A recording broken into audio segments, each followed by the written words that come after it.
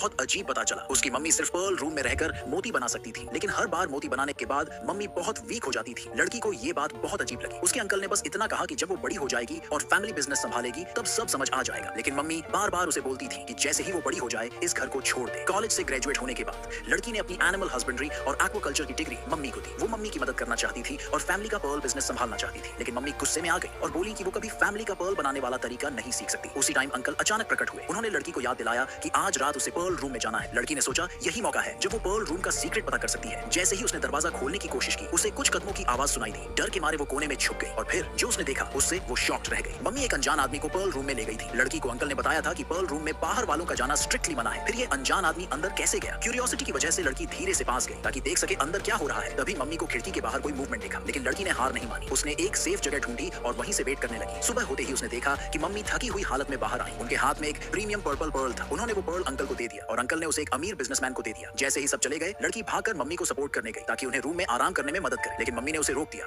और अंदर नहीं आने दिया। लड़की को शक हुआ कि शायद रूम में और कोई है। मम्मी ने गुस्से में उसे धक्का दिया और दरवाजा जोर से बंद कर दिया। लड़की ने बहुत नॉक किया, लेकिन मम्मी ने दरवाजा नहीं खोला। तभी लड़की को याद आया कि जो अनजान आदमी रात को अंदर गया था वो कभी बाहर ही नहीं आया। जब वो इसी बात में उलझी हुई थी उसने अंकल को बड़बड़ाते हुए सुना। वो उस अनजान आदमी को थैंक यू बोल रहे थे जिसने इतना खूबसूरत मोती बनने में मदद की थी। लड़की अब भी समझ नहीं पा रही थी कि उस अनजान आदमी का इन गहरे मोतियों से क्या कनेक्शन है। जब अंकल पर्ल रूम में चले गए तो लड़की एक बार फिर चुपचाप खिड़की के पास गई, लेकिन इस बार उसने देखा कि मम्मी और अंकल के बीच काफी जोरदार बहस हो रही थी। अंकल कह रहे थे कि आज जो अमीर बिजनेसमैन आया था वो उनका एक बड़ा क्लाइंट है और वो डिमांड कर रहा है कि और मोती जल्दी से बनाए जाएं, लेकिन मम्मी ने साफ मना कर दिया। तब अंकल ने धमकी दी कि अगर मम्मी ने मोती नहीं बनाए तो उनकी बेटी को क्लैन वुमन बनकर उनकी जगह लेनी पड़ेगी। मम्मी नहीं चाहती थी कि उनकी बेटी भी उसी दर्द से गुजरे जो वो खुद झेल चुकी थी, इसलिए उन्होंने मजबूरी में अपने भाई की बात मान ली और मोती बनाना कंटिन्यू करने का फैसला किया। उन्हें ये नहीं पता था कि बाहर लड़की ये सब कुछ देख और सुन रही थी। उसी वक्त लड़की कंफ्यूज हो गई जब उसने देखा कि मम्मी अपना स्कर्ट उतार रही थी। तभी अंकल ने उसे देख लिया और फिर गुस्से में डांटते हुए बोले कि वो फैमिली बिजनेस का हिस्सा नहीं है तो उसे पर्ल रूम की चीजों में झांकना नहीं चाहिए। मम्मी के लिए लड़की ने कहा कि वो अब फैमिली बिजनेस संभालना चाहती है। ये सुनकर अंकल बहुत खुश हो गए। उनके मन में चल रहा था कि अब जब मम्मी और मोती नहीं बना सकती तो लड़की उन्हें परफेक्टली रिप्लेस कर सकती है। मम्मी ने अपनी बेटी को प्रोटेक्ट करने के लिए गुस्सा पीते हुए कहा